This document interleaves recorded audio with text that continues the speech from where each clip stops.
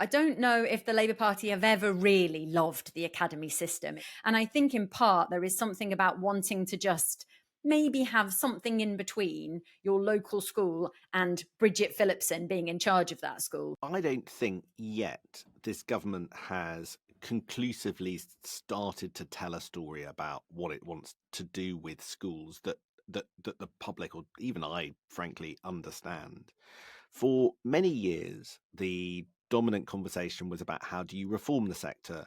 How do you introduce initially academies under Labour and then free schools under the coalition government that gave individual schools more power to innovate? To what extent has there been a handbrake turn in the methods and the goal of schools policy under this government? How much of that has been a surprise?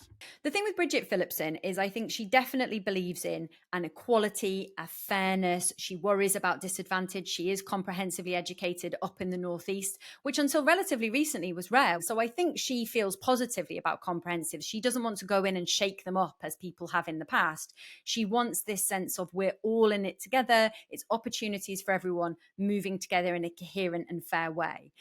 That does that is different to the academy system, which was about let 1,000 flowers bloom, let the best people get out of the gate and let them run far and free. I mean, one of the reasons the whole thing came into being, and I covered the Academies programme when it was being set up, both under Blair and under Cameron, so across the two parties, was a recognition. It's interesting that you talked about more local imprints and more local responsibility. What was a sense that too many local authorities had failed schools. If Labour just wants to go back there, and I'm not saying this is what will happen in the autumn, but if that is the feeling that that's the direction of travel, that could become quite contentious.